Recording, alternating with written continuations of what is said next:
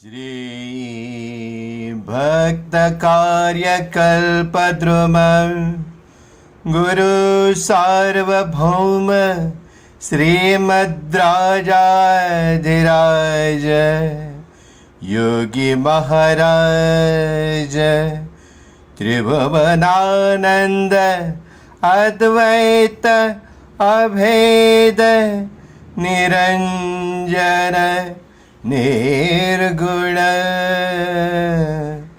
निरालंब परिपूर्ण सदोदित सकलमता स्थापित श्री सद्गुरु माणिक प्रभु महाराज की जय। श्री स्वामी समर्थ, श्री स्वामी समर्थ, श्री स्वामी समर्थ, श्री स्वामी समर्थ, श्री स्वामी समर्थ, श्री स्वामी समर्थ, श्री स्वामी समर्थ, श्री स्वामी समर्थ, श्री स्वामी समर्थ, श्री स्वामी समर्थ, श्री स्वामी समर्थ, श्री स्वामी समर्थ। श्री स्वामी समर्थ स्वामी भक्त। श्रावणातील प्रवचनाची शृंखला यावर्षी आपण श्री माणिक प्रभू यांच्या चरित्रावर प्रवचन करत आहोत। सर्वांचं स्वामीमय स्वागत। मंडळी, आज 30 ऑगस्ट सोमवार आणि आजच्या या प्रवचनाच्या शृंखलेचा आजचा 22वा दिवस। आपण पर्यटन या विभागात माणिक प्रभूंच्या चरित्रावर आपण अभ्यास करत आहोत। त्यात काल आपण मैलारमध्ये काय काय घडलं आणि बऱ्याचशा गोष्टी ज्या घडत होत्या त्यात स्वामीतत्व कसं होतं, गुरुतत्व कसं होतं हे आपण काल जाणून घेतलं। तर चला शुरुआत करूया। शुरुआत करते हैं। आज के 22वें दिन में हम आगे बढ़ते हैं। पर्यटन विभाग में हम श्री माणिक प्रभु जो है उनके चरित्र के बारे में जानकारी लेते हैं। अगला जो अध्याय है उसका नाम है भालकी। अभी भालकी भी एक जगह का नाम है। चलिए इसके बारे में पढ़ते हैं। मैलारहून प्रभू निघाले ते भालकी येथे आले। भालकीस का एकाएकी येणे झाले हे प्रथम कोणाच्याही लक्षात आले नाही। भालकी हा गाव पूर्ण मराठा सेनापती चंद्रसेन जाधव यांचे जहागिरीचा असल्याबद्दलचा उल्लेख यापूर्वी आलाच आहे। अभी मैलार से प्रभु निकले और सीधे भालकी में आ गए। भालकी में अचानक क्यों आए ये किसी के भी ध्यान में नहीं आया। भालकी ये जो गांव है वो पहले मराठा सेनापति चंद्रसेन जाधव जो थे उनके जहांगीरी में आता था। इसके बाबत हमने पहले भी पढ़ा है। चंद्रसेनास खाजगी खर्चाकरता 7 लाखाची जहागिरी निजामाकडून मिळाली होती। त्या जहागिरीचे मुख्य स्थान भालकी हे असल्यामुळे चंद्रसेन व त्याच्यानंतर राजा रामचंद्र याच्या राजधानीचे भाग्य या गावाला लाभले होते। अभी ये जो भालकी है इसमें जो चंद्रसेन जाधव थे उनको अपने निजी खर्च के लिए जहागिरी मिली थी। इसके लिए निजाम के पास से 7 लाख रुपए मिलते थे और उस जहागिरी का मुख्य स्थान ये भालकी था। इसलिए चंद्रसेन और उसके बाद जो राजा रामचंद्र आए उनकी राजधानी भी ये भालकी शहर था। इसलिए भालकी का बहुत महत्व है। या ठिकाणी अद्याप आवे तो किल्ला व राजवाडा जीर्ण दशेत उभा असलेला दिसत आहे। यहाँ पे किला भी है और राजमहल भी आज तक दिखता है। पेशवे व निजाम यांच्यामध्ये एकेवेळी लढाई होऊन तिचे पर्यवसान तहामध्ये झाले। अभी पेशवा जो थे और निजाम इनमें एक ज़माने में बहुत बड़ा संग्राम हुआ था, लड़ाई हुई थी और उसके बाद उनमें तह हो गया था। और तो तह भालकीच झाल्यामुळे भालकीचा तह म्हणून इतिहासात प्रसिद्ध है। वो जो तह हुआ था, तह मतलब एक दूसरे के साथ एक कोई करारनामा बनता है जिसमें आगे युद्धबंदी हो जाती है और आगे हमें कैसे रहना है, आपस में हम कैसे रहेंगे। जीत किसी की नहीं, हार किसी की नहीं। इसमें एक दूसरे के साथ हाथ मिला के चलने का प्रस्ताव रखा जाता है। तो वो हुआ, वो इसी भालकी में हुआ, इसीलिए उसको भालकीचा तह ऐसा करके इतिहास में प्रसिद्धी मिली है। या गावचा इतिहास फार प्राचीन आहे। पूर्वी याला भद्रपुरी अथवा भद्रावती असे नाव है। इसको एक प्राचीन इतिहास भी है। पहले इसका नाम भद्रपुरी या भद्रावती भी था। इथे भद्रेश्वर नावाचे शंकराचे देवालय आहे। यहाँ पे एक देवालय है भद्रेश्वर नाम का, शिव का, शंकर का, त्याला आता भालकेश्वर म्हणतात। उसको अभी भालकेश्वर नाम प्राप्त हुआ है। हे देवालय फार प्राचीन आहे। प्रभू येथे आले ते या शंकराच्या मंदिरात उतरले। ये प्राचीन देवालय जो है, प्रभु पहले भालकी में आए तो इसी मंदिर में उतरे। अराण्यप्पा नामे एक ब्राह्मण या शंकराचा पुजारी होता। तो पुष्कळ दिवसापासून उदराच्या व्यथेने पीडिला होता। अभी अराण्यप्पा नाम का एक ब्राह्मण, वो जो इस शिव भगवान का पुजारी था, वो इस मंदिर का पुजारी था, वो बहुत दिन से पेट की बीमारी से त्रस्त था। नाना प्रकारचे औषध उपचार करूनही काही गुण येईना, तेव्हा मंत्र तंत्र अधिक साधने करून पाहिली। बहुत सारे औषध उपचार करने के बाद भी कुछ फायदा नहीं हो रहा, कुछ फर्क नहीं हो रहा है। इसलिए इन्होंने मंत्र तंत्राधिक उपाय भी किए, पण कशाचा उपयोग झाला नहीं। म्हणून हा ब्राह्मण जीवाला अगदी कंटाळून गेला होता। अभी किसी भी चीज का उपयोग नहीं हो रहा है उसके पेट की बीमारी के ऊपर, इसलिए अभी वो त्रस्त हो चुका था बेचारा। लवकरच जीव गेला तर या असह्य यातनेतून सुटका तरी होईल अशा विचाराने तो मरणाच्या दारात पडून राहिला होता। अभी ये जीवन खत्म जल्दी होए, ये जान मेरी कब निकल जाए, तभी इस बीमारी से मेरा छुटकारा हो, यहाँ तक के नौबत आ चुकी थी। अशा समयी प्रभूंची स्वारी तेथे येऊन दाखल झाली। ऐसे वक्त प्रभू वहाँ पे दाखिल हो गए। प्रभूंना पाहून, महाराज या यातनेतून मला लवकर सोडवाल तर फार बरे होईल। मला हे कष्ट आता सोसवत नाही। आपणच आता या दिनावर दया करा व या दुःखातून मला मुक्त करा असे विनवू लागला। अभी प्रभु को देखते ही प्रभु वहाँ पे पहुंच गए। उनके दर्शन होते ही वो कहने लगा, प्रभु महाराज इस यातना से मुझे जल्दी से जल्दी निकालेंगे तो अच्छा होगा। अभी ये कष्ट मुझे सहन नहीं हो रहे। आप ही अभी इस दीन जो आपका भक्त है उसके ऊपर दया कीजिए और इस दुख से मुझे मुक्त कीजिए। ऐसी वो विनती करने लगा। यावर प्रभू अजून म्हणाले, अराण्यप्पा, अरे तू मेल्यावर या देवाची वाट काय होईल, याची पूजा अर्चा कोण करेल। इसके ऊपर प्रभु हंसते हुए बोल पड़े, अरे अरण्यप्पा, तू मरने के बाद इस भगवान का क्या होगा, इसकी पूजा अर्चा कौन करेगा। प्रभूने त्या ब्राह्मणाची परिस्थिती जाणून त्याला बरे करावे असे योजले। प्रभु ने उसकी परिस्थिति का अंदाजा लिया, उनको समझ में आया और उसको ठीक करने का निश्चय किया। प्रभूंचे उपचार सामान्य वैद्याप्रमाणे मुळीच नव्हते। अभी प्रभु का जो उपचार था वो सामान्य किसी वैद्य के जैसा नहीं था।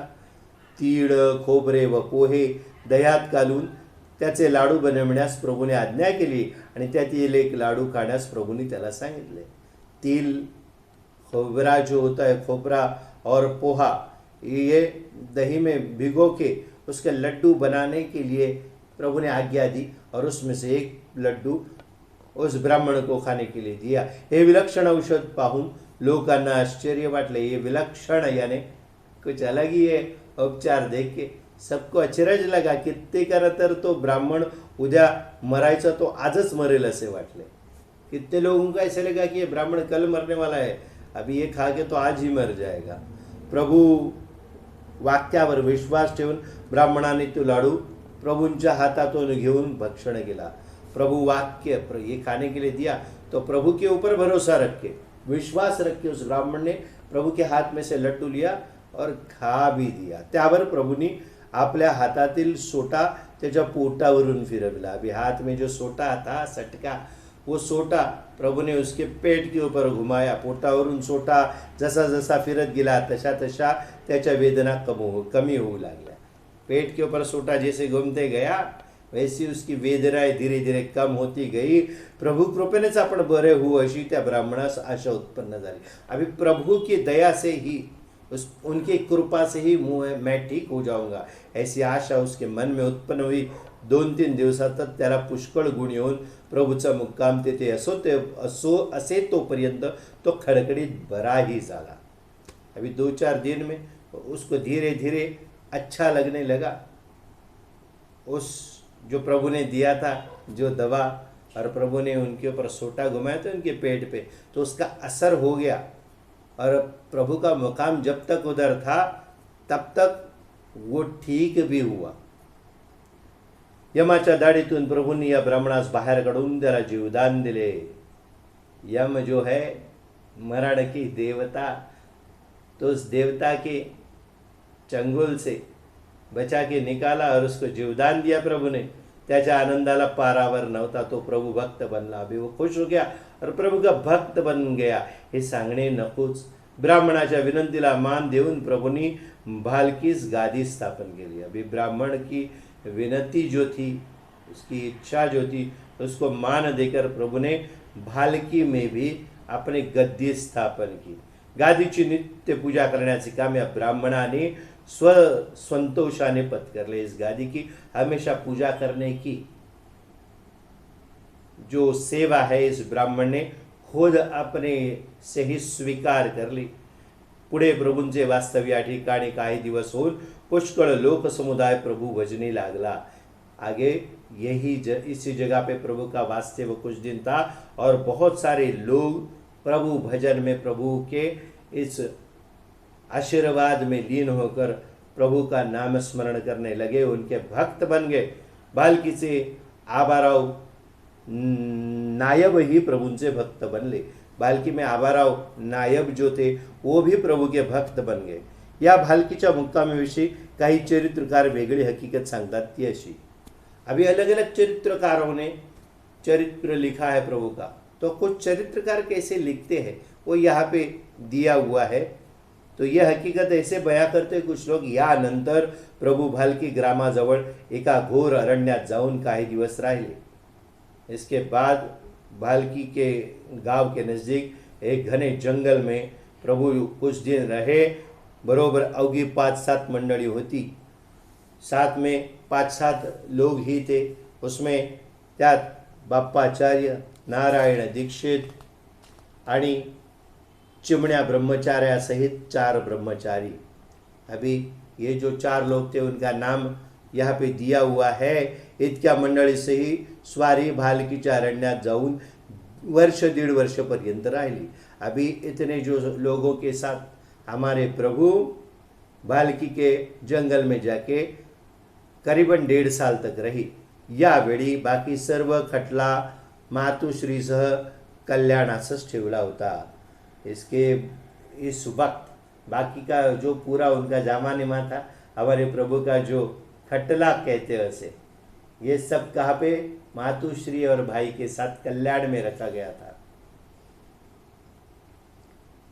कोमट्याची मुलगी जी व्यंकम्मा मैलारपासून प्रभुसेवेकरता प्रभूजवळ राहिली होती, तिला मंत्रोपदेश व एक रुद्राक्षाची माळ जपासाठी व भस्म लावण्याची आज्ञा देऊन मातुश्रींच्या व दादासाहेबांच्या सेवेत म्हणून घरीच ठेवली होती. अभी व्यंकम्मा जो थी उसको अनुग्रह दिया था.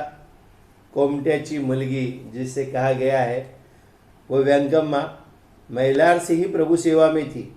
उसको मंत्रोपदेश दिया, एक रुद्राक्ष की माला दी और भस्म लगाने की आज्ञा देके अपनी माँ और दादा साहेब के साथ उनकी सेवा में प्रभु ने घर पे ही रख दी थी कल्याण में.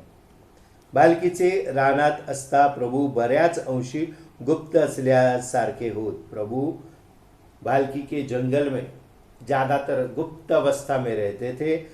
प्रभूंनी 8-8 दिवस समाधी लावून बसावे, मधून मधून समाधीचे विसर्जन करून नारायण दीक्षितात सामवेद पढवावा व बाप्पाचार्यास वेदांत निरूपण करावे। अभी 8-8 दिन वो ध्यान अवस्था में रहते थे। वो ध्यान अवस्था से निकल के फिर बीच बीच में समाधि का विसर्जन करके नारायण दीक्षित को सामवेद पढ़वाते थे, बापाचार्य को वेदांत निरूपण करवाते थे।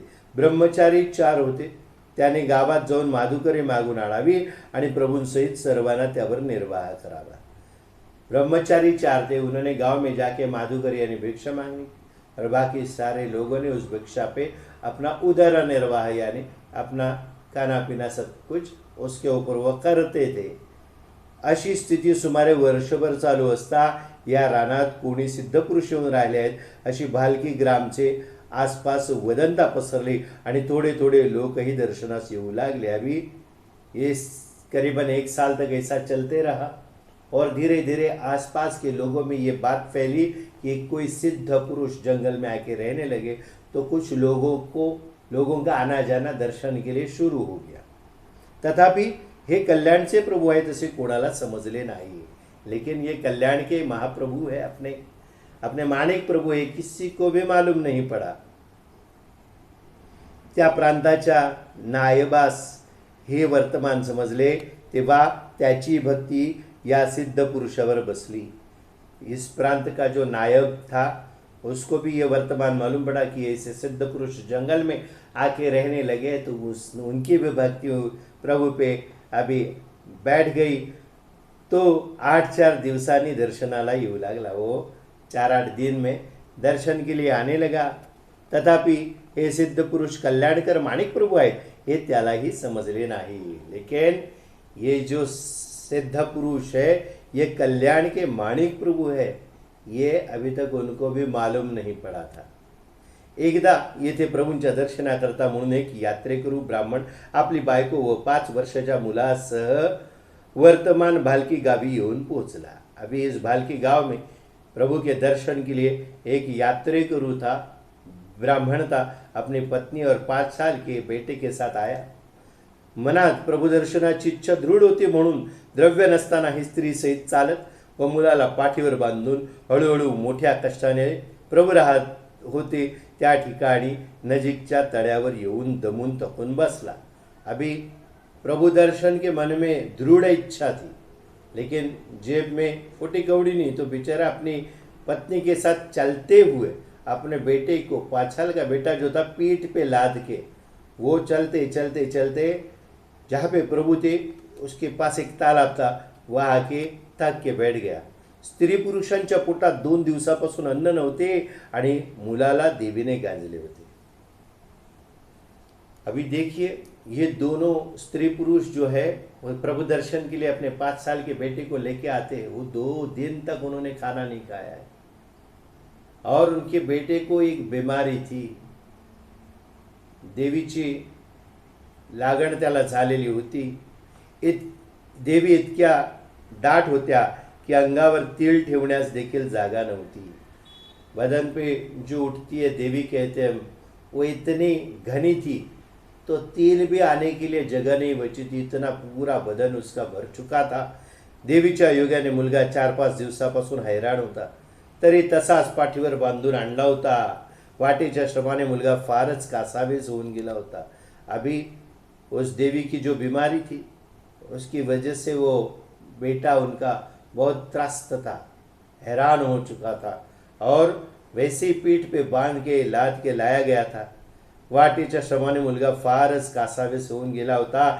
शेवटी या तळ्यावर येऊन पोचल्यावर त्याचे प्राणोत्क्रमण झाले। अभी रास्ते में जितनी थकान थी और ये बीमारी थी, थक के आए और जब इस तालाब के नज़दीक आए तो वो उनका बेटा गुजर गया, उसकी मृत्यू हो गई। हे पाहून हे जोडपे मूर्छित होऊन पडले। त्यावेळी हे वर्तमान कोणी प्रभूंना येऊन सांगितले। अभी ये जो पति पत्नी है बेचारे अपने बेटे को मृत हुआ देखा और दोनों मूर्छित बेहोश हो गए। उस वक्त ये वर्तमान किसी ने जाके प्रभु को कहा. प्रभूजवळ आबाराव नायक, मच्छिंदरराव आणि गुरुराव वगैरे मंडळी बसली असून इतर लोकही बरेच होते. अभी प्रभु के पास कुछ लोग बैठे थे.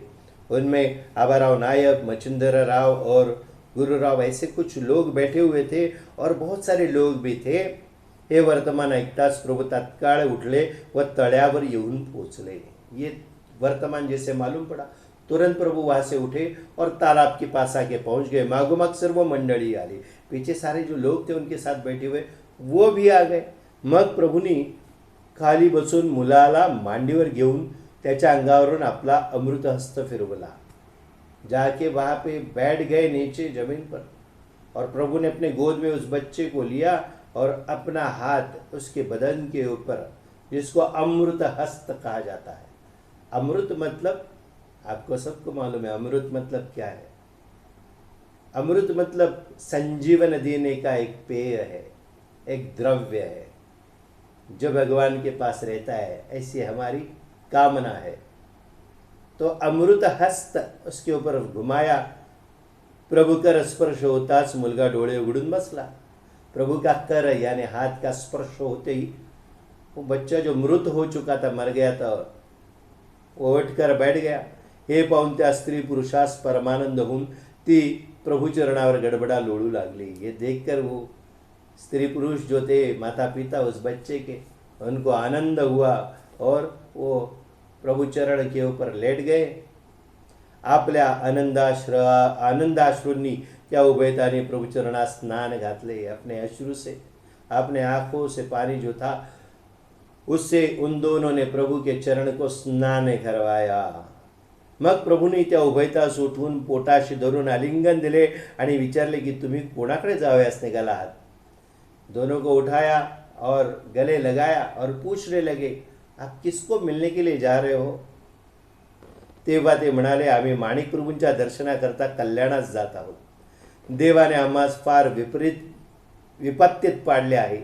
प्रभू आम्हावर कृपा करील या आशेने चाललो असता वाटेत आम्हावर हा प्रसंग गुदरला. परंतु प्रभूलाच आमची करुणा आली म्हणून त्यांच्याच कृपाने येथे हे आपले कृपादर्शन होऊन आम्हास पुनरूपी पुत्राचा लाभ झाला. अभी देखिए उन्होंने बताया हम माणिक प्रभु के दर्शन के लिए कल्याण जा रहे हैं. भगवान ने बहुत विपत्ति में हमको जोग दिया. प्रभु हम पे कृपा करे इस आशा से हम उनके पास जा रहे थे. तो बीच रास्ते में हमारे ऊपर ये बाका प्रसंग आ गया. ये विकट अवस्था हमें प्राप्त हुई, लेकिन हमारी करुणा प्रभु को ही आई. इसलिए उनकी ही कृपा दृष्टि से आपका दर्शन हुआ है और हमें पुनश्च यानी पुन्हा हमें पुत्र रत्न की प्राप्ती हुई है. उभयतांचे बोलणे ऐकल्यावर प्रभूंच्या नेत्रावाटे प्रेमाश्रू येऊन ते म्हणाले तुम्हास प्रभूचे दर्शन कल्याणच न जाता येथेच झाले तर कसे होईल. अभी वो दोनों की बात सुनकर प्रभु के आंखों से आंसू बहने लगे. देखिए साक्षात भगवान भी रो पड़े. ये होती है भक्ति. भक्ति की परिसीमा जिसे कहते हैं. जिनके लिए भगवान के आंख में भी आंसू आ सकते हैं उनकी भक्ति देखकर. उनकी आस क्या थी, सिर्फ प्रभु मिलन और कुछ भी नहीं चाहिए था. प्रभु क्या बोलने लगे, आपको अगर प्रभु दर्शन के लिए कल्याण जाने के बगैर यहीं पे अगर दर्शन हुआ तो कैसे रहेगा. हे भाषण ऐकून दीनवाण्याने ब्राह्मण बोलला एवढे आमचे भाग्य कोठे आहे. आज 3 दिवस झाले पोटात अन्न नाही तरी पण प्रभूस आमची करुणा येत नाही.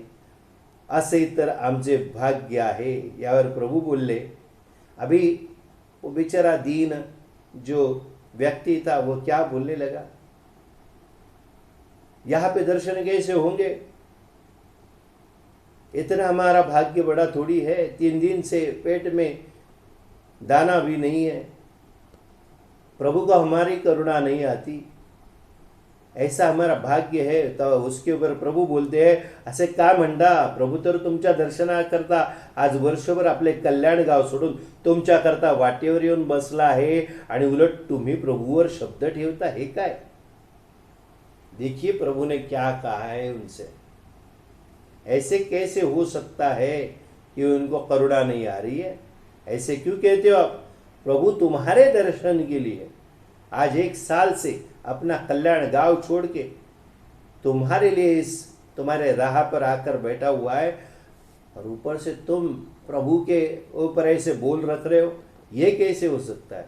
प्रभूंच्या दर्शनाकरता ब्राह्मण फार आतुर झाला होता. प्रभू के दर्शन के लिए वो ब्राह्मण जो था बहुत आतुर हो चुका था, परंतु त्याला 3 दिवसाचा उपवास पडल्यामुळे आधी जेव घालावे व मगच दर्शन द्यावे या हेतूने प्रभूंनी आपल्या ठिकाणी नेले. अभी प्रभु दर्शन के लिए वो आतुर हो चुका था, लेकिन 3 दिन से उसके पेट में खाना नहीं था, इसीलिए उसकी हालत बहुत खराब थी. इसीलिए पहले उसको खाना खिलाए फिर उसको दर्शन देंगे, ऐसा सोच के उन्होंने अब वो जहाँ पे रह रहे थे वहाँ पे उनको लेके गए. तेथे चिमण्यासहित 4 ब्रह्मचार्यांनी माधुकरी आणली होती. वहाँ पे चिमण्या जो थे उनके साथ 4 जो ब्रह्मचारी थे उन्होंने भिक्षा लाई हुई थी.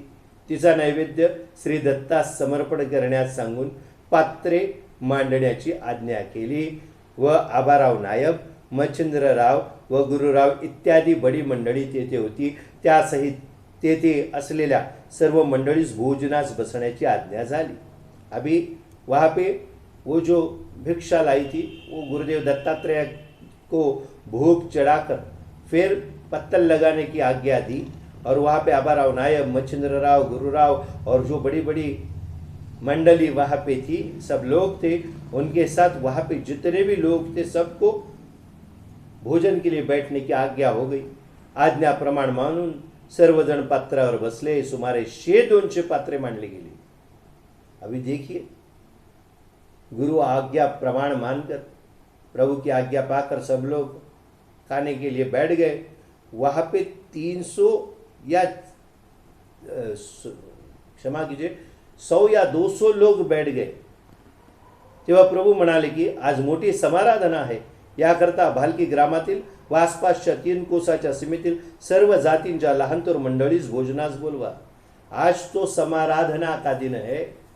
प्रभु ने कहा समाराधना मतलब कोई भी अनुष्ठान होने के बाद, कोई भी अच्छा काम होने के बाद उसकी पूर्णतता की, तो पूर्णतः करने के लिए जो खाना या तो भोजन समारोह किया जाता है या जो समारोह किया जाता है उसको समाराधना कहते हैं. आराधना जो किए उसकी पूर्तता करना, इसको समाराधना कहते हैं. तो प्रभु ने बोला आसपास जो गांव की सीमाएं है वहाँ से सारे लोगों को आज खाने के लिए बुलाया जाए. याप्रमाणे आज्ञा होताच आबाराव नायबांनी चहूकडे माणसे पेटाळली. आबाराव नायब जो थे चारों तरफ लोगों को भेज दिया सबको बुलाने के लिए. 2 घट के 4,000 माणसे जमा झाली. सिर्फ 2 पल में 4,000 लोग वहां पे जमा हो गए. सर्व जातीतील बायका मुले आणि आंधळे पांगळे झाडून सर्व जमा झाले. सारे जाति जमाती के अंधे पंगे जितने भी थे, अंधे लूले पंगु जो भी थे, सारे लोग वहां पे जमा हो गए. मग ब्राह्मण, वैश्य, शूद्र, अतिशूद्र वगैरे जातीची पाने यथाशास्त्र रीतीने मध्यंतरी योग्य अंदर ठेवून घातली. अभी जाति का पालन उस वक्त बहुत हुआ करता था, वो बहुत पहले ज़माने की ये बात हो रही है. यानी ऐसे देखा जाए तो 50-60 साल पहले भी अगर सोचा जाए, ये जाति का जो भेद था वो बहुत था. ब्राह्मण, वैश्य, शूद्र, अतिशूद्र अलग अलग लोगों के लिए यथाशास्त्र यानी शास्त्र के अनुसार बीच में योग्य अंतर रख के पत्तल लगाए गए खाने के लिए. याप्रमाणे पात्रे पडल्यावर प्रभूंनी आपल्यासमोर 4 ब्रह्मचार्यांना झोळ्या आणून ठेवले आणि त्यातील नाना प्रकारचे अन्न म्हणजे भात, भाकरी, कण्या, पोळ्या, भाज्या आणि वडे इत्यादी विविध पदार्थ वेगवेगळे काढून ठेवण्यास सांगितले.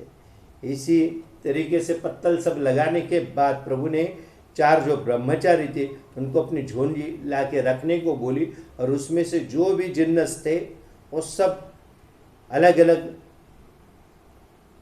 निकाल के रखने को बोल दिए गए. तेव्हा चमत्कार असा झाला की जोड्या अगदी लहान असताही त्यातील वेगवेगळ्या पदार्थांचे पर्वतप्राय ढीग पडले. अभी झोली तो छोटी छोटी थी, लेकिन झोली खत्म ही नहीं हो रही थी, वो खाली नहीं हो रही थी. पर्वत जैसे टीले बन गए. इतना खाना वहाँ पे हो गया. जो जो अन्न आतून काढावे तो निघतच गेले. जितना अनाज अंदर से निकल रहे थे उतना निकलते जा रहा था. वाढणारे निरनिराळ्या जातीचे पृथक पृथक उभे केले. परोसने वाले अलग अलग जाति के लोग अलग अलग खड़े कर दिए गए. ते आपापल्या पंक्तीस वाढू लागले. अपने अपने जो पंगत बैठी है उनको परोसने लगे. याप्रमाणे वाढणे झाल्यावर अवधूत चिंतन श्री गुरुदेव दत्त अशी प्रभूंच्या मुखातून आरळी होऊन भोजनास बसण्याची आज्ञा झाली. सभी के पत्तल और उसके ऊपर खाना परोसने के बाद प्रभु के मुख से अवधूत चिंतन श्री गुरुदेव दत्त ऐसी गर्जना हुई और सबको भोजन करने की आज्ञा हो गई. सर्वांची भोजने यथासांग झाली तरी जोड्या पूर्ववत तशाच भरलेल्या होत्या. सबका खाना अच्छी तरीके से हुआ. फिर भी चारों जो ब्रह्मचारी थे उनकी झोलियां भरी हुई थी. शेवटी प्रभूंनी त्यातील 5 ग्रास सेवन करून ब्रह्मचार्यांना जेवण करण्याची आज्ञा दिली. फिर आखिर में प्रभु ने उसमें से 5 ग्रास यानी निवाले खाए और ब्रह्मचारियों को खाना खाने की आज्ञा दे दी. याप्रमाणे चमत्कार व सामर्थ्य पाहून आबाराव नायाबांसहित सर्व लहान थोर मंडळी चकित होऊन गेली आणि सर्वांची मग खात्री झाली की कल्याणकर माणिक प्रभू म्हणून ऐकत होतो ते हेच होत. अभी ये चमत्कार देखा आखिर में और ये सामर्थ्य देख के वो आबाराव नायक जो थे उनको और सारे जो छोटे बड़े लोग वहाँ पे थे वो अचंभित हो गए, अचरज में पड़ गए, चकित हो गए. और फिर उनको पक्का यकीन हो गया कि जो कल्याण के माणिक प्रभु है ये वही है. और मग काय विचारावे. त्या दिवसापासून कल्याणासारखी तेथे नित्य यात्रा येण्यास आरंभ होऊन थोड्याच दिवसात प्रभू येथे प्रकट झाल्याची बातमी कल्याणास व हैदराबादेकडे सर्वत्र पसरली आणि पूर्ववत तेथे प्रभूंचा दरबार आणि 18 कारखाने जमा होऊन नित्यश्री नित्य मंगल नांदू लागले. अभी हमेशा की तरह यहाँ पे भी फिर रोज की यात्रा लगने लगी. कल्याण में और हैदराबाद में ये वार्ता पहुंच गई कि प्रभु यहाँ पे प्रकट हुए हैं. तो फिर क्या हुआ, पहले जैसा ही यहाँ पे प्रभु का दरबार और 18 कारखाने लिखा है, यानी 18 कारखाने यहाँ पे जमा हो गए और फिर नित्य श्री नित्य मंगल चालू हो गया. कल्याणहून मातुश्रींसहित तात्यासाहेब मंडळीसह येऊन पोचले. कल्याण से मातुश्री और नृसिंह तात्या भी पहुंच गए सारे लोगों के साथ. सर्वांच्या भेटीहून आनंदी आनंद झाला. सबका मिलन हुआ, सबको खुशी हुई. प्रभूंनी मेलेले मूल वाचवले आणि 10-5 मनुष्यांचे अन्न 4000 लोकांना पुरविले. हे वर्तमान थोड्याच दिवसात सर्वत्र जग जाहीर झाले. अभी प्रभु ने मरा हुआ जो बच्चा था उसको जीवनदान दिया और 4 ब्राह्मणों की छोटी छोटी झोली का जो 4 लोगों का खाना था वो 4000 लोगों में कैसे वितरित किया या कैसे उसको खिलाया इतने लोगों को. ये जो बात है ये वर्तमान थोड़े ही दिनों में जग जाहीर हुआ, यानी सब जगह पे प्रसिद्ध हुआ. दर्शनास आलेल्या ब्राह्मणास प्रभूंची येथेच भेट झाल्यामुळे परमावधीचा आनंद झाला. अभी दर्शन के लिए इतने दूर से जो ब्राह्मण निकले थे उनको प्रभु का दर्शन इधर ही हुआ है ये देख के उनको परम आनंद हुआ. प्रभूंनी त्यांना वस्त्र प्रावरणे देऊन दारिद्र्यातून मुक्त केले. प्रभु ने उनको वस्त्र वगैरह देके अलग अलग प्रावरण देके उनकी दरिद्रता जो थी उसमें से उनको मुक्त कर दिया. ये हमारे प्रभु की लीलाएं देखिए. अलग अलग लोगों के साथ अलग अलग लीलाएं करने वाले हमारे लीला नाटकी ये जो कृष्ण भगवान है हमारे प्रभु है, उन्होंने यहाँ पे वापस वही दोहराया है. सिर्फ छोटी छोटी झोलियां है 4 ब्रह्मचारियों की। वो 4 लोगों का खाना या 4 से 8 लोगों का खाना हो सकता है, लेकिन 4000 लोग खाना खाने के बाद भी उनकी झोलियां भरी हुई थी। ये प्रभु की लीला। और जो मृत बच्चा था उसको पुनः जीवंत किया है, जीवित किया है। इससे क्या हुआ, उनकी जो कीर्ति थी, कीर्तिमान था, वो और फैल गया। ये क्यों फैलाया जाता है? अपना सामर्थ्य दिखाने के लिए नहीं, ज़्यादा से ज़्यादा जो लोग हैं, जो पीड़ित जन है, जो भक्तगण है, उनको अपने पास खींचकर, उनको समस्या से मुक्ति देकर, उनको अपने अपने जीवन में सुख प्रदान करके, उनको अपनी तरफ खींच के अपनी तरफ रखने की इच्छा नहीं थी उनको अपने अपने जीवन में वो वापस भेजा करते थे। सबको बोलते थे अपने अपने जीवन में वापस जाइए, वहाँ पे आपके जीवन में सर्व मंगल हो जाएगा, मेरा प्रसाद लेके जाइए। समस्या तो कभी खत्म नहीं होती, लेकिन प्रभु जैसे जो यति स्वरूप प्रभु मतलब ईश शक्ति है, ये शक्तियाँ पुनः पुनः प्रकट होती है, पुनः पुनः इस भूमि पर जीवन लेती है, क्योंकि अपने भक्तों को अलग अलग संकट से बचाकर उनको अच्छे जीवन प्रदान करना। यहाँ पे प्रभु ने वही किया है। अभी ये भालकी गाव में है। भालकी नजीकच्या अरण्यातील एका गुहेत प्रभूने 1 वर्षपर्यंत समाधी घेतली होती, असे सोलापूरकरांनी लिहिले आहे। अभी सोलापूरकर जो है उन्होंने लिख के रखा है कि भालकी के नज़दीक एक अरण्य यानी जंगल में एक गुफा है, उसमें प्रभु ने 1 साल तक समाधि ली थी, परंतु त्यांच्या म्हणण्यास कोणीही बळकटी देत नाही, लेकिन कुछ पुख्ता सबूत नहीं है, इसलिए इस बात को ज़्यादातर लोग सहमति नहीं दिखाते। रामभाऊ लंगोटी अथवा दामोदर बुवा यांच्या सांगण्याचाही याला आधार मिळत नहीं। रामभाऊ लंगोटी जो है अथवा जिनको दामोदर बुआ कहते हैं, उनके कहने से भी ये जो बात है प्रभु ने 1 साल तक समाधि ली, इस बात को कोई पुष्टि नहीं मिलती।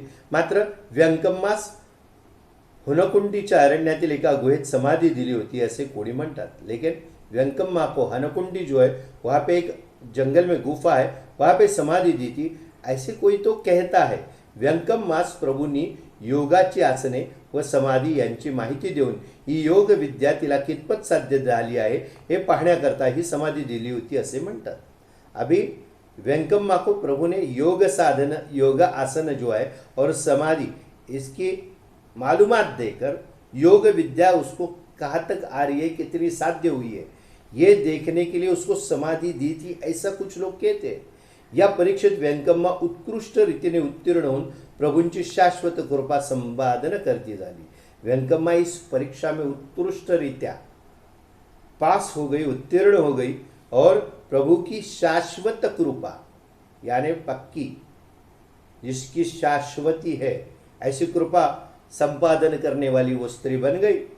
हा कथाभाग यथावकाश कथन करण्यात येईल। अब इसके बारे में धीरे धीरे आपको आगे मालूम पड़ेगा ही। व्यंकम्माची तपश्चर्या दिवसेंदिवस अधिकाधिक प्रभावशाली होऊ लागली। वारा, ऊन, पाऊस, थंडी यांच्यापासून व्यंकम्मास कधीही बाधा नव्हता। तिची तपश्चर्या फलद्रूप होत चालली।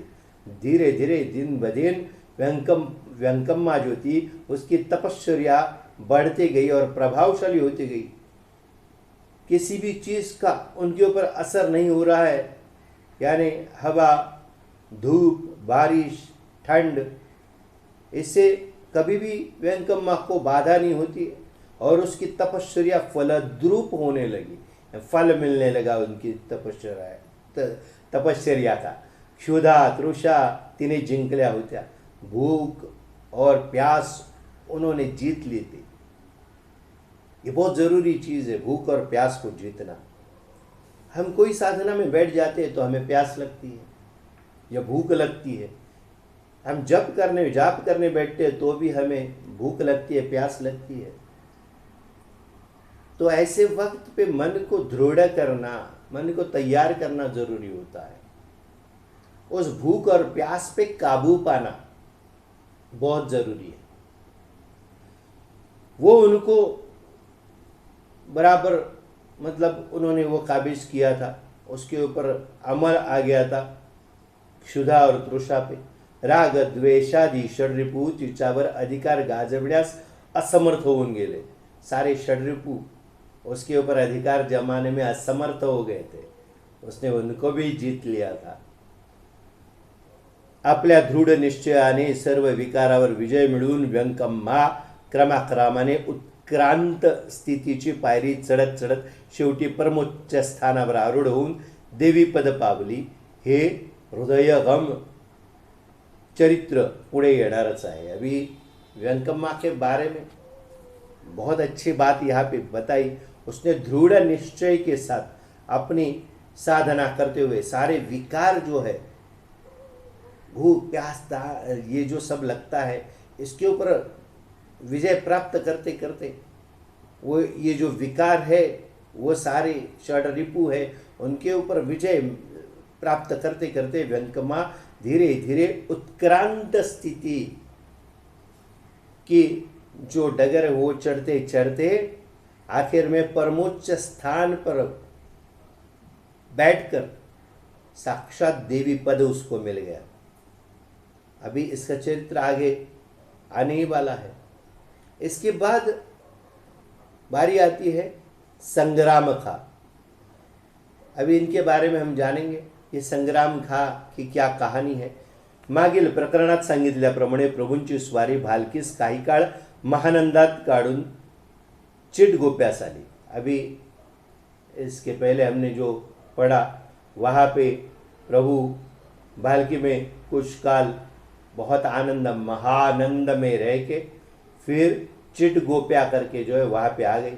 प्रभूच्या आगमनास कारणीभूत झालेला एक लिंगायत जातीचा देशमुख गृहस्थ चिटगोप्यास राहत असे। प्रभु का आगमन इस चिटगोप्या में क्यों हुआ? क्योंकि एक ब्राह्मणता लिंगायत उसकी वजह से वो कारण बन गया प्रभु का यहाँ आने का। या गृहस्थाचे सरकारात व तसेच लोकातही फार वजन असे। ये जो ब्राह्मण था इसका सरकार के दरबार में और लोगों में थोड़ा वजन था। हा घरचा फार श्रीमंत असून सदोदित सशस्त्र फिरत असे। अभी घर का वो अमीर था और हमेशा शस्त्र के साथ घूमता था। आपल्या पदरी पुष्कळ लढवय्ये लोकांची पलटण याने ठेवून दिली होती। अपने दरबार में अपने साथ उन्होंने बहुत सारे जो लड़वैये यानी लड़ाई जो होती है उसमें पारंगत लोगों की सेना उसने रखी थी। परंतु याचे धोरण गरिबांना त्रास देण्याचे नसून उन्मत्त लोकांना शासन करून गरीब लोकांना सहाय्य करण्याचे होते। अभी ये सेना उसने क्यों जमा करके रखी थी? वो गरीब लोगों को तकलीफ नहीं देते थे, लेकिन उन्मत्त जो लोग हैं, जो गलत सोच रखने वाले लोग हैं, उनको शासन करने के लिए और गरीबों को की मदद करने के लिए उनकी अच्छी सोच थी और वो ऐसा काम करते थे। यामुळे याचा लौकिक वाढून दुष्ट लोकांना याचा दरारही वाटू लागला। इसी वजह से इसका लौकिक यानी इसकी प्रसिद्धि बढ़ गई और जो दुष्ट लोग थे उनको इनका डर लगने लगा। सरकारी अधिकारी याला वचकून राहू लागले। रयतेला ते त्रास त्यामुळे देत नसत। सरकार के जो लोग हैं, रयत यानी जो रहिवासी लोग हैं, जो प्रजा है, उस प्रजा को सरकार के दरबार के लोग भी इनके डर से तकलीफ नहीं देते थे। याचे नाव संग्रामराव असे होते। इनका नाम था संग्रामराव, पण याच्या शिपाई बाण्यामुळे याला संग्राम खा असे टोपण नाव प्राप्त झाले होते। इनका नाम तो था संग्रामराव, लेकिन ये एक आला किस्म के सिपाही थे। सिपाही जो थे होते हैं वो अच्छी चीज़ के लिए लड़ते हैं और कभी गलत कारण के लिए लड़ते नहीं है। उसको जो औहदा प्राप्त होता है, क्योंकि उसमें जो वृत्ति है वह एक सिपाही की है। जो मदद के लिए आगे बढ़ता है उसको सिपाही कहते हैं। जो किसी के संरक्षण के लिए काम करता है उसको सिपाही कहते हैं। ऐसा वो सिपाही अंदर से ही था, इसीलिए उसको संग्राम खा कहा करने संग्राम खा लोग बोलते थे। धन कनक संपन्न असलेल्या संग्राम खाने पुष्कळ सत्कृत्य करून सत्कीर्ती संपादन केली होती। धन कनक यानी धन और सोना, संपन्न यानी बहुत सारी अच्छी तादाद में इसके पास था, और ये संग्राम खा था, इसने बहुत अच्छे कार्य करके रखे थे, इसके लिए उसकी सत्कीर्ती यानी उसकी कीर्ती यानी प्रसिद्धी, अच्छी प्रसिद्धी थी। यावेळी मोगलाई आताप्रमाणे कायद्याचा अंमल नसल्यामुळे 4 लोकांच्या मदतीने कोणाचाही प्रबल होता येत असे।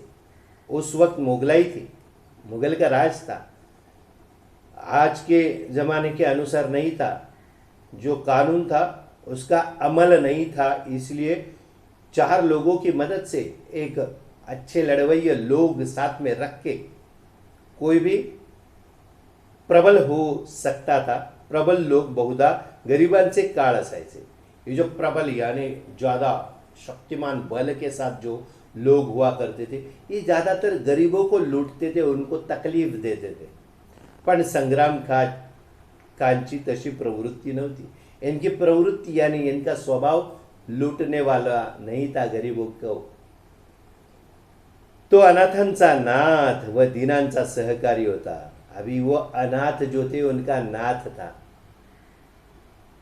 और दीन जो थे, जो बेचारे मन के दुबले रहते, उनका सहकारी यानी उनका दोस्त था।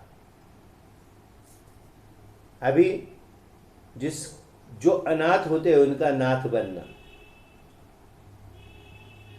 यानी उनके साथ रहना, ये इनकी आदत है, म्हणून त्याच्यावर लोग खुश असत, इसलिए उनके ऊपर ज़्यादा लोग खुश रहते थे। अशा रीतीने सरळपणाप्रमाणे वागून त्याने लौकिक मिळवला होता, पण त्याच्या दुर्दैवाने त्याच्या शरीराला एक व्याधि जडली। ऐसा लौकिक यानी प्रसिद्धि उसकी थी, अच्छा था, लेकिन क्या हुआ देखिए, इसमें भी कुछ ना कुछ तकलीफ खड़ी हो गई।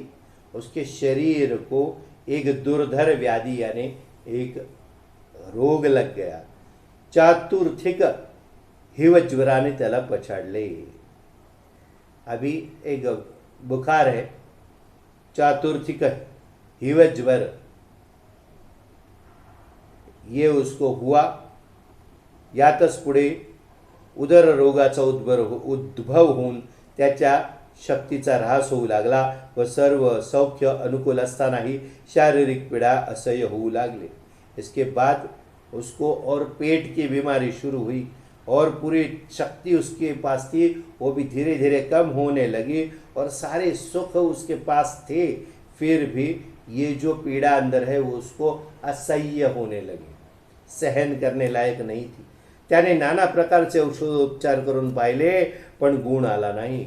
अभी उसने बहुत सारी दवाइयाँ की, लेकिन उसको उसका फर्क नहीं पड़ रहा था, वो बीमारी से याद नहीं पा रहा था। अभी ये कारण बन गया है प्रभु के आने का। देखिए ये समस्या क्यों आती है। प्रभु यानी गुरु यानी सदगुरु स्वामी अपने जीवन में आने का एक कारण, एक जरिया।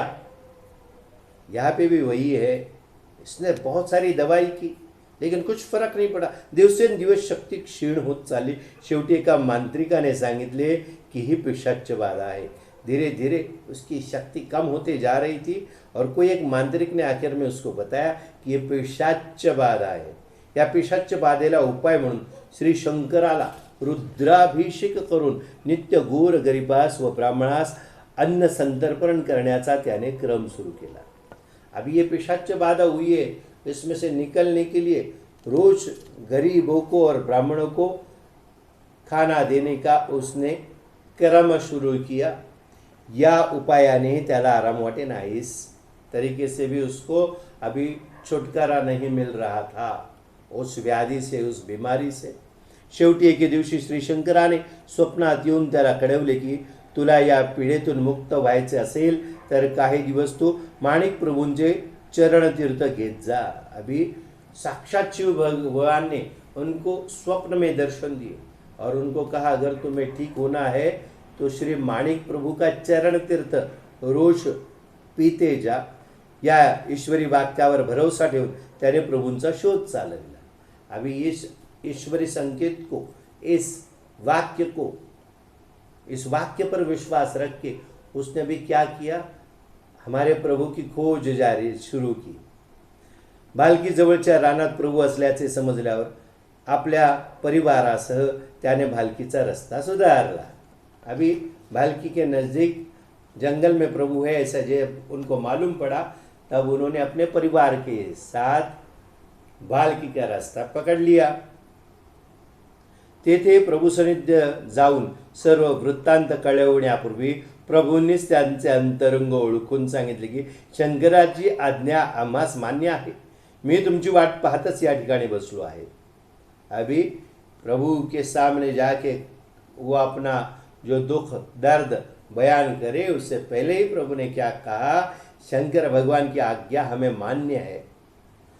मैं तुम्हारा इंतजार करते ही यहाँ पे बैठा हूँ. हे ऐकून संग्राम खास फार आनंद वाटून आपला इच्छित हेतू निसंशय सफल होणार अशी त्याने खुणगाड बांधून ठेवली. अभी संग्राम खा को ये पक्का मालूम पड़ा कि अब यहाँ पे मेरी बीमारी दूर होके मैं सारे पीड़ा से मुक्त होने वाला हूँ, ये उसको पक्का मालूम पड़ा. प्रभूंची सर्वोपचार पूजा करून आपल्या गावी चलण्यास प्रभूंना विनंती केली. प्रभु की सर्व उपचार के साथ उसने पूजा करके अपने गांव चलने की उनको विनती की. त्याच्या विनंतीला मान देऊन प्रभु ही चिटगोप्यास जाण्यास निघाले. उसकी विनती मान्य की और प्रभु भी चिटगोप्या जिसका गांव था वहाँ जाने के लिए तैयार हो गए.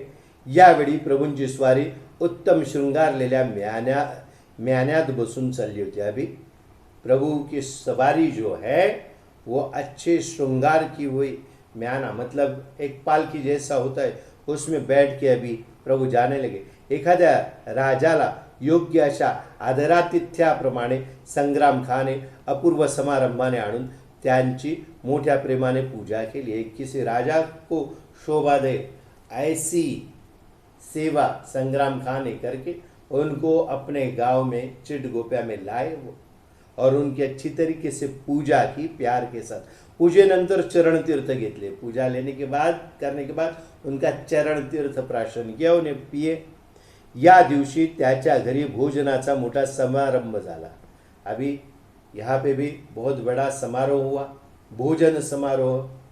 आलेल्या सर्व ब्राह्मणास भोजन घालून सर्वांना रुपया दक्षिणा दिली व आपण ब्राह्मणांनी केलेल्या अन्नाचा प्रसाद घेतला. इसके बाद सारे जो ब्राह्मण आए थे उनके हाथ में 1-1 रुपया दक्षिणा. उस जमाने में 1 रुपया मतलब बहुत बड़ी रकम थी. 1-1 रुपया हाथ में दिया और बड़ा समारोह करके फिर क्या किया, ब्राह्मण लोगों ने जो बनाया हुआ था अन्न जो पकाया था वही प्रसाद करके उन्होंने खुद भक्षण किया. ऐसा क्रम कित्येक दिवस चालला होता. ऐसा जो क्रम था बहुत दिन तक चलते रहा. प्रभूंचा मुक्काम असे तोपर्यंत संग्राम खा पूर्ण रोग मुक्त झाला. जब तक वहाँ पे प्रभु का वास था तब तक मुकाम था, तब तक ये संग्राम खा पूरी तरीके से रोग से मुक्त हो गया, बीमारी से. प्रभु चरणावर त्याची दृढ़ भक्ति बसले भी प्रभु चरण पे उसकी भक्ति दृढ़ हो गई. हे त्याच्या जातभाईस मानवले नाही. अभी देखिए यहाँ पे भी तकलीफ है. उसके जो जात भाई थे उनको ये चीज़ अच्छी नहीं लगी. सर्वजण संग्राम खास याबद्दल दोष देऊ लागले. सारे लोग इसकी वजह से कि प्रभु के चरणों में लीन हो गए संग्राम खा, इसीलिए सब जो उसके जात भाई थे उसको दोष देने लगे. पण संग्राम खास कोणाची परवाह नव्हती. देखिए प्रभु भक्ति में लीन हो गए. संग्राम खा को किसी की परवाह नहीं थी. प्रभूंनी सुद्धा आपल्या जाती धर्माप्रमाणे वागावे म्हणून त्याला सांगितले। प्रभुनी भी बताया, तू अपने जाति धर्म के अनुसार अपना जीवन बसर कर, ऐसा बताया। शेवटी एके दिवशी त्याने आपल्या सर्व ज्ञाति बांधवास आमंत्रण दिले। फिर एक बार उसने क्या किया, आखिर में सारे जो जाति बांधव थे उनको आमंत्रण दिया, बुलाया। त्यांच्या मर्जीप्रमाणे त्या दिवशी सर्व स्वयंपाकाची तयारी केली होती। अभी उनके जाति के अनुसार जो उनका भोजन समारोह जैसा होता है वैसी रसोई की तयारी सब की गई। स्वयंपाकाची सिद्धता झाल्यावर लिंगायत धर्मास अनुसरून त्याने प्रभूंची पूजा केली। अब ये लिंगायत है, उनका जो तरीका होता है वो अलग होता है। उनकी पूजा, उनका जो लिंगायत धर्म है, एक पंथ है, ये पंथ में अलग तरीके से पूजा होती है, अलग तरीके से काम होता है। तो यहाँ पे सबको खाने पे बुलाया, रसोई भी उनके तरीके से लिंगायत पंथ के अनुसार पकाई गई और प्रभु की पूजा लिंगायत धर्म के अनुसार की। या प्रसंगी तेथे जमलेल्या सर्व लिंगायत लोकांना प्रभूंच्या ठाई बसवेश्वराचे रूप दिसून आले। अभी यहाँ पे जब प्रभु के लिंगायत पंथ के अनुसार पूजा करने के बाद सारे जो लोग लिंगायत समाज के आए थे उनको प्रभु के जगह बसवेश्वर जो उनके भगवान है उनके दर्शन हुए। बसवेश्वर जिनके बारे में इसी प्रवचन की श्रृंखला में इसी चरित्र में हमने पहले सुना है। बसवेश्वर जो थे उन्होंने लिंगायत पंथ की शुरुआत की, तो वो उनके भगवान हैं, उनके दर्शन हुए सबको। व त्यांनी परम उल्हासाने पूजेत भाग घेऊन आरती केली आणि तीर्थप्रसाद घेतला। जब ये अपने भगवान के दर्शन प्रभु में जब उनको हुए तो सारे लोग संतुष्ट हो गए। उन्होंने भी आरती की और फिर प्रसाद ग्रहण किया, तीर्थ प्रसाद लिया। अशा प्रकारे सर्व प्रेमी लोकांना आनंद देऊन प्रभूंनी त्या गावी अखंडेश्वराची स्थापना केली। इस तरीके से जितने प्यार करने वाले जो लोग थे उनको खुशी दे के आनंद प्रदान करके प्रभु ने उस गांव में अखंडेश्वर की स्थापना की।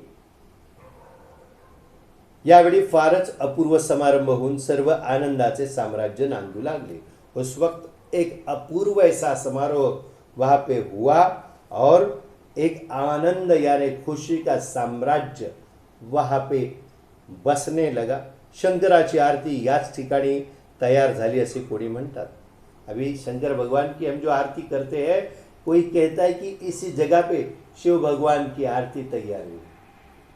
कितना बड़ा समारोह हो सकता है, सोचिए।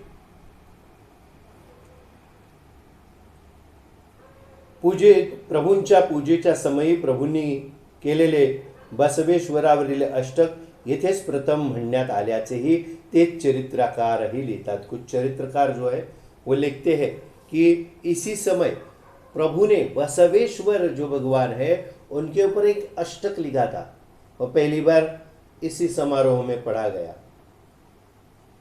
संग्राम खाने आपल्या शेरी जमिनीपैकी एक मोठी जमीन प्रभूंच्या नावे करून दिली। ती जमीन अद्याप संस्थानाकडे आहे। संग्राम खान ने क्या किया, अपने शेरी जमीन जो थी उसमें एक बहुत बड़ा जमीन का टुकड़ा प्रभु के नाम पे कर दिया। आज भी वो जमीन संस्थान के पास है। अभी ये जो संग्राम खा है ये लिंगायत समाज के ब्राह्मण है, लिंगायत पंथ के। उस पंथ में वो भी एक पंथ है, मतलब धर्म एक ही है, लेकिन हमारे हिंदू धर्म के अनुसार जो लोग मरते हैं उनको अग्नि संस्कार होता है, उनका यानी जलाया जाता है। लेकिन ये जो पंथ है और कुछ ऐसे पंथ है हमारे धर्म में, जो गोसावी है, जो सन्यासी है, जो लिंगायत है, जंगम है, ऐसे जो लोग हैं इनकी समाधि होती है। इनकी पूजा का तरीका अलग होता है, इनका रवैया सब कुछ जो अलग होता है, इनका जीवन अलग होता है। तो ये लिंगायत समाज के लोग जो है वो बसवेश्वर है उनको ही मानते हैं। हमने ये पढ़ा था इसी चरित्र में कि वो भगवान के लिंग में अंदर गुप्त हो गए थे। ऐसे बसवेश्वर भगवान के भक्त ये है। तो ये जो कहानी हमें क्या बताती है,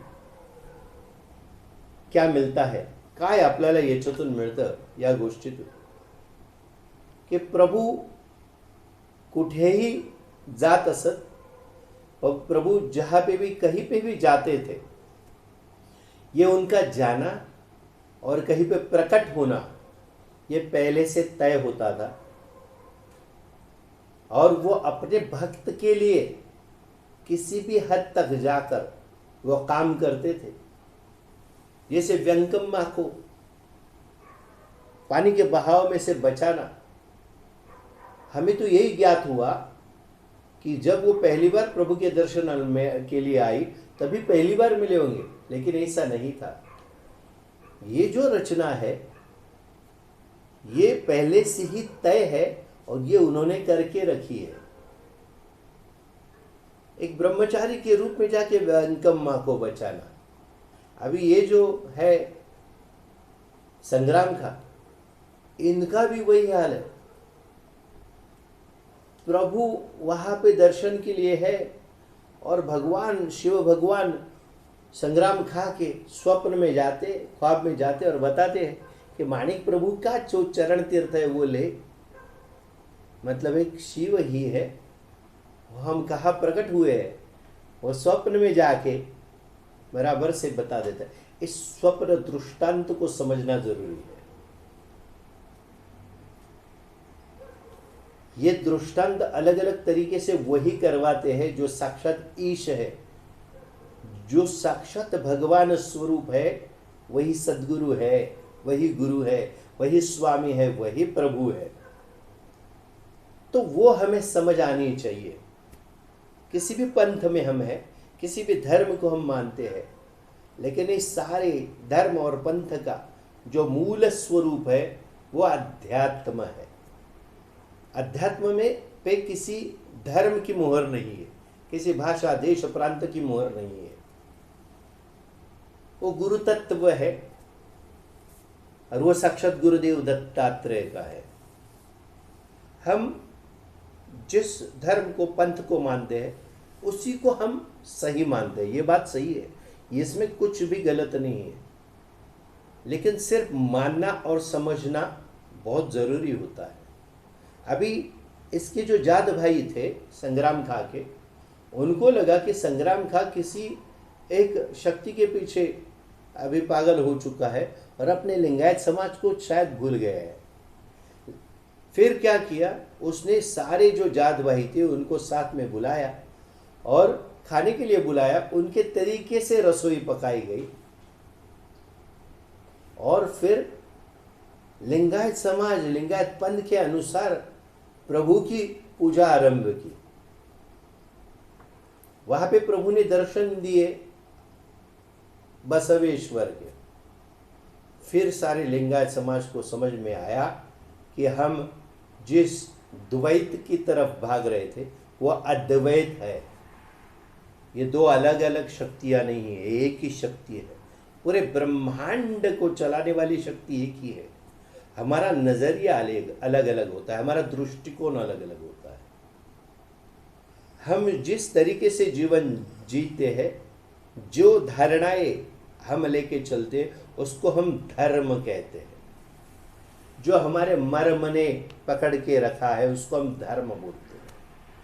लेकिन मानव जीवन पाने के बाद हमारा सबसे बड़ा धर्म है वो है मानवता। और मानवता क्या सिखाती है, मानवता का मूल क्या है? मानवता का मूल है आध्यात्म। आदिकाल से अनंत काल तक यही चलने वाला है, जिसकी शुरुआत किसी को मालूम नहीं, जिसका अंत भी नहीं मालूम किसी को। तो वो अध्यात्म मतलब क्या है? ये शक्ति है। किसकी शक्ति है? ईश की शक्ति, साक्षात सद्गुरु की शक्ति। जो गुरु है उनकी शक्ति है। स्वामी तत्व या गुरु तत्व जिसे कहते हैं। फिर लिंगायत समाज के जो लोग थे उनको उनमें प्रभु में दर्शन हुए जब बसवेश्वर के, तब उनको ये मालूम पड़ा। तो हमें यही सीख मिलती है कि अद्वैत की तरफ हमें चलना है, द्वैत को छोड़ देना है। मैं ये गुरु को मानता हूँ, फिर वो गुरु छोटा है, वो गुरु अलग है, हमारी सीख अलग है। जो गुरु तत्व है उसकी सीख अलग हो ही नहीं सकती। सिर्फ एक गुट बन जाता है। एक गुरु जो है अपने शिष्यों को तैयार करके समाज में छोड़ देता है। जैसे एक परिवार में माँ बाप जो सिखाते हैं वैसे ही उनके बच्चे करते हैं, जैसे संस्कार माँ बाप ने दिए। तो ये जो गुरु होते हैं वो माँ बाप की तरह होते हैं, अपने शिष्यों के ऊपर संस्कार करते हैं, वही संस्कार चलते रहते हैं। तो समाज में एक अलगाववाद शुरू हो जाता है कि हम अलग है, हम इनके साथ नहीं है, हम उनके साथ नहीं है। लेकिन अगर गुरु ने बताए हुए चीज़ों को अच्छी तरीके से पालन करें, उनका अभ्यास करें, तो मालूम पड़ेगा कि दूसरा जो पंथ है, दूसरा जो धर्म है, उसको अच्छी तरीके से अभ्यास करना ज़रूरी है, उसको समझना ज़रूरी है। और ये समझने से वो कोई भी चीज़ हावी नहीं होती, उल्टा ये समझ में आता है कि हमें जो सीख मिली है वो सीख उनको भी मिली है। अलग भाषा से रहेगी, अलग धर्म का नाम लेके रहेगी, लेकिन सीख तो एक ही होती है। तो सारे धर्म का जो मूल है वो एक ही है। ब्रह्मा विष्णु महेश त्रिशक्ति जो है, जिसे साइंस में फोटोन, न्यूट्रॉन, इलेक्ट्रॉन कहा गया है, बार बार हम ये बताते हैं आपको। एक ही शक्ति सब ब्रह्मांड को चलाती है। तो इसमें जितने लोग हैं अपने अपने मानसिकता से अलग अलग धारणाएं पकड़ते हुए मन में धर्म की अपनी अपनी स्थापनाएं करते हैं। हम इस अलगाववाद में उतरते हैं और प्रभु के तत्व को, स्वामी के तत्व को, गुरु के तत्व को भूल के किसी एक धारणा में बहते रहते हैं। जैसे व्यंकम्मा पानी में बहती जा रही थी, उसके साथ सारे परिवार वाले बह के गए, वो मृत्यु को प्राप्त हुए। लेकिन जिसका लेखा जोखा लिखा हुआ था, जिसके नियति में लिखा था, जिसके प्रारब्ध में लिखा था कि उसको गुरु के तरफ जाना है, इतने भवसागर में, पूरे ब्रह्मांड में, ये भवसागर है, इसमें सब डूब चुके हैं। उसमें से उसी वक्त को हाथ दे के उठाते हैं। वो घर गृहस्थी परिवार सब बह के गया है, उसमें से सिर्फ व्यंकम्मा को हाथ दे के क्यों उठाया? ये सोचने वाली बात है। इसका मतलब क्या है कि ये नियत होता है, पहले से नियति को मालूम होता है। नियति कौन रचता है? हमारे प्रभु, हमारे गुरु, हमारे सद्गुरु, हमारे स्वामी, जो पूरे ब्रह्मांड के स्वामी है। ये प्रकृति जितनी अंदर है उतनी ये, जितनी बाहर है उतनी अपने भीतर है, अंदर है। उस प्रकृति को समझिए। उस प्रकृति को समझने के बाद स्वामी तत्व या गुरु तत्व को आप समझ लेंगे। फिर किसी धर्म में, किसी पंथ में, किसी सोच विचार में, किसी धारणाओं में आप अलगवाद नहीं करेंगे, अलगाव नहीं करेंगे। और ये अच्छी सोच के साथ आज हम यहीं पे आज का जो अध्याय है उसको विराम देते हैं। तो आज हमारे जो शिव भगवान है उनका वार है, सोमवार।